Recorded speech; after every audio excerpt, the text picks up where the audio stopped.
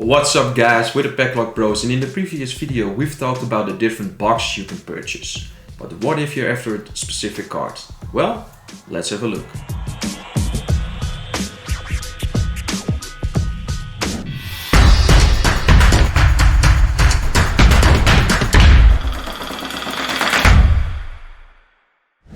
To start, eBay is still the largest online marketplace for us, sports card investors and collectors. And eBay provides us with several ways to purchase cards. You have to buy it now, make an offer, or auction. Although it seems tempting to purchase every card you desire and like, it's not always a good look and not good from an investment standpoint, because those cards are often listed higher than the actual market value. So you're gonna have to negotiate a fair and decent price. But how do you know what a good offer is? That's where you're gonna research the price history of a particular card and understand the market we're currently in. Is it up or is it down? There are various tools that can help you gather this information. We'll take you through a few of our favorite ones. The first one is the website 130points.com/sales. On this website, you can find out the most recent sales of a certain card. What you do is you type in the name, type of card, and any other information that you have, and then it will give you a list of the most recent sales going back to about 3 months, something like that. This is also the knock on this tool, as it doesn't show you the complete picture. It only shows you the last 3 months. Another thing it doesn't do is it tells you what the market is. So is it in an upward market or a downward market? Those are things that you will have to find out before you put in an offer. So I'll show you how that works using my favorite player as an example. We'll go to the website 130points.com/sales and we'll type in Devontae Smith Select XRC. We press enter and it'll take a little bit of time before it fully loads because it's finding all the comparisons and all the information that you need in order to put in a good offer. So we see here that the last one is sold for $91. Before that, $75, $100, $100, $65, $41 is a little bit of a low ball. So you can't really get too much information from that. This person got really lucky. 100. So basically, if you can get it for around 75, maybe a little bit less, you'll get a very good price on this XRC card. And that's basically the way that you're trying to go forward. The tool we use the most is Market Movers. The app and website gives us in-depth information of a card, like the average price of the card, the lost sold price, the population report, etc. It just paints a complete picture of the price development, more so than 130 points. Alright, now let's show you how it works. We're currently at the Market Movers website, and as you can see, we have searched for McCaffrey XRC PSA 10, and this is the graph that shows you the last 365 days. And as you notice, the card is in a slightly downward trajectory. It has a population of 124.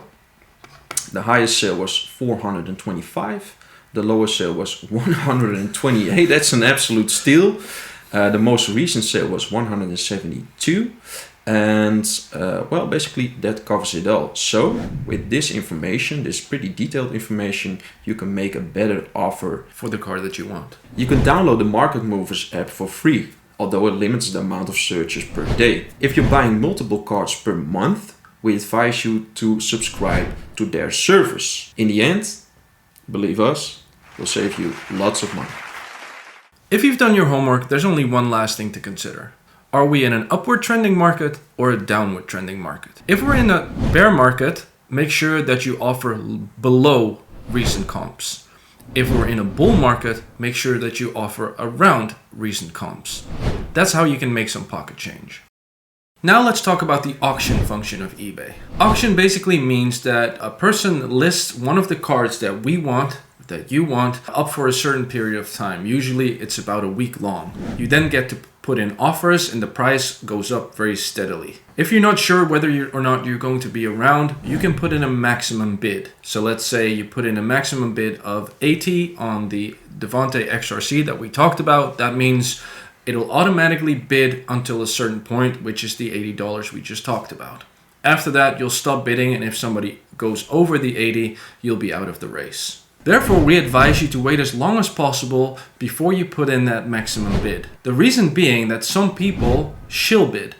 Shill bidding means that the person trying to sell the card makes a fake account and then bids on his own card to try to raise the price that way. So by waiting as long as possible, preferably to the end, you can prevent being shill bid.